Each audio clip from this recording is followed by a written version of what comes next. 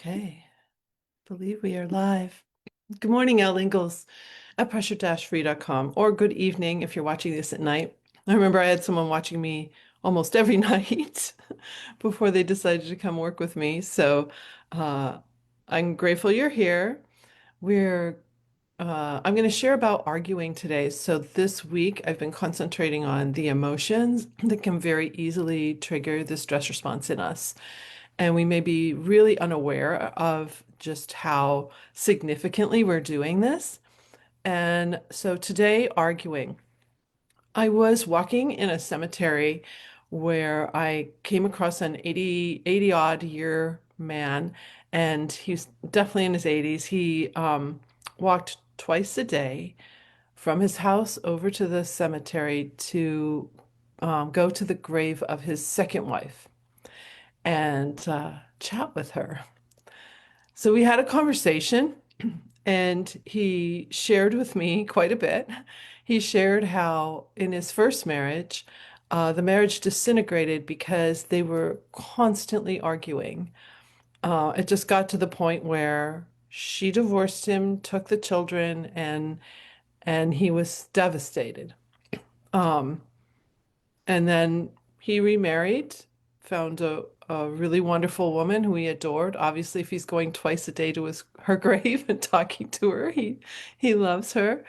Uh, but he said to me, I don't even remember what my I used to argue about with my first wife. I don't remember. Now he was remembering all sorts of details, right? His mind was obviously sharp, especially about the past, but he could not remember a single topic that they argued about. And that really got me to thinking about arguing in general, that why do things get to a point where then there's an argument that ensues? Can be for all sorts of things. Could be an immediate thing. It could be a buildup of resentment, as I've written here on the board, where there's just this build up, and then there's an explosion of you know of emotion between two people. But I really look at what's happening stress-wise. Like, is the stress response triggering after you start the argument, or is it happening before? So I think it's both. It can be both. So it could be that you're triggering the stress response and now you're just unhinged and you can't not argue, or argue the thought of an argument or the start of the argument is just putting you right on the edge of the cliff, and then it's just like pff, there goes your adrenal glands flooding your body with all these stress hormones, and now you're really in it. And it's very hard to control what we say and what we do once we've triggered the stress response. So that's why it can get really overblown. It can get physical. So it could be very, a verbal argument, but it could be a fight, an actual fight. And so watching, taking the time to notice what things in your life um, cause some feelings of resentment. If you can take a look at those, you can avoid a lot of arguing. You can calmly deal with situations instead of the buildup that results in an argument. And it takes a lot of discipline to kind of untangle the argument piece. When I think about it, when I'm working with clients who have a tendency to argue, um, it really is this like real enmeshed thing. So it's not always easy to figure that out. So it's usually not an emotion I start with when I'm working with people. It's usually more the annoyance, the easier ones, the annoyance and feeling anxious. When you can start to gain some traction on things that make you feel that, then it usually becomes easier to untangle the argument piece, the resentment piece. Plus, once you gain a little traction using the pressure-free method, um, you're going to start to build in some habits of reaction that are going to dissipate some of those resentments and some of those reasons to even argue in the first place. I've seen that happen over and over again, and relationships just really improve when there's just much less resentment and fewer arguments. In a household with more than two people, even with pets, like arguments affect everyone. If two people are arguing, that energy affects everybody in the home, even pets. And and it can make people really anxious because it's so volatile. Arguing is a very volatile scene, you know. So it can cause children to be really afraid that they might be the next victim of the argument. So I think as adults, and even as teens, you might think that teens don't have the prefrontal cortex developed enough to notice all this. I can tell you right now that is not the case. I've worked with so many teens and people in their 20s, and they're totally capable of discernment, totally capable of understanding the stress response and of mitigating things like arguing and anxieties. So I think there's a little interesting science around all of this, but it's really the stress hormones that shut down this.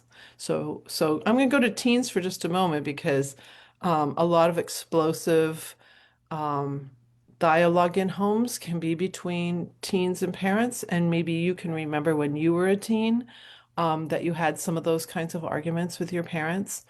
Um, my parents had little bickering and arguments that I really did not like as a child. And um, when I was a teen, I can think of only one time that I actually had an argument with my mother and one time that I had an argument with my father. I just did not go into that energy. I was um, so keen on solving things before they got to an argument standpoint. So I was kind of doing this as a child. In fact, my mother called me the peacemaker. I'd be the person that calmed my father down or calmed her down when there were things going on.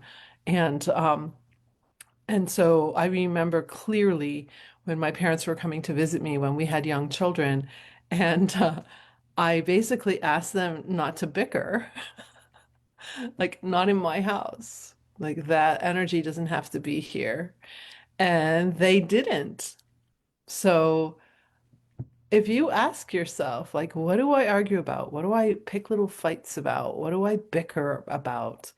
Most of the things are so inconsequential, which is why that 80-year-old man couldn't remember. He could not remember why his marriage dissolved. And it was very sad for him. Like it was really sad what happened, next with the children and everything, how he didn't get to see them very often. And like it was really sad. And so I was a very patient listener, just listening to his story, but I thought it was so instructive. So you could have a certain time of day when you're vulnerable to arguing. I would notice that that would be the case if one of my parents had had a hard day, um, especially my dad as a banker. Like if he'd had a hard day, then he was had a tendency to be more volatile if it had been that. My father didn't drink, so like he wasn't self-medicating with anything. Um, and and as a young girl, when I was very small, um, we actually prepared the home to be quiet and beautiful for when my father would come home from work. That was something that my mother did with us three girls to create a beautiful environment for my father because she knew what he was dealing with at work. So that's a loving right there. I've seen some criticisms about that, like how people were in the 60s, but I'm telling you, it makes for a really lovely, peaceful evening and fun evening. We had a lot of fun growing up with my parents in the evening. And that was because we actually created a space. There tends to be one person in the home that holds a lot of power over the emotional tenor of the home. And that's the same thing in the workplace. There tends to be one person on a team, like if you're having many meetings with the same team, there tends to be one person on the team that has a lot of power over how the emotions of the room, how the energy of the room feels. And a lot of times that person isn't aware of just how powerful that is and just what's going on. Um, but if that person is you, like that you have a lot of sway over the energy of a room or the energy of your home, um, I think it really behooves us. I understand this very well. Behooves us to to be very intentional about how we want that to be. How do we want our homes to feel? How do we want these meetings to feel? What is the emotional underpinning of it so that we get a lot of work done or we have a really fun evening? One of the tools that I share with my clients, it's one of my favorite tools. Do I have my planner here? No, it's downstairs. So I created a planner, and in the planner, you can do this in any kind of planner, but I've specifically set it up this way. Whatever is on your agenda for the day, you add a word that describes how you want to feel during that time block. So if I have a coaching session with Tom and I put the words exquisite, what I mean is that during that whole time that I am with him, I'm not thinking about anything else. I am so locked in and so present. And the overarching feeling that I want to have is that this is an exquisite time. So you could use words like fabulous, fantastic, amazing. One of my clients is a professional singer in a professional band in New York, and he was taking voice lessons at the time, and he wrote breathtaking next to his voice lessons. Like that's the what he wanted to experience, that like he was in this flow that would actually create a breathtaking experience. So it's about intention. It's not about the outcome. The feedback that I get from my clients using the tool, it's just so cool. Situations that they thought were going to be really hard, and they put a word that describes something different than this is going to be hard. It's a game changer because you're coming in with different energy. You're putting a stake in the ground to decide how you want to feel during this time block. From the time we're very little, everything around us is deciding how we feel. We let it, yes, but we haven't really been trained to be very intentional about how we want to feel in time blocks. So that is a really powerful tool. Um, and if you think about it, think about the words that matter for you. Think about how that might be impactful for you. Not only for you, but when you walk into a meeting and your intention with that meeting is that this is going to be a powerful meeting. Maybe you're dealing with a really hard situation, but it's going to be a powerful meeting. Then you're setting a stage for we're going to power through this. Like this is going to be amazing.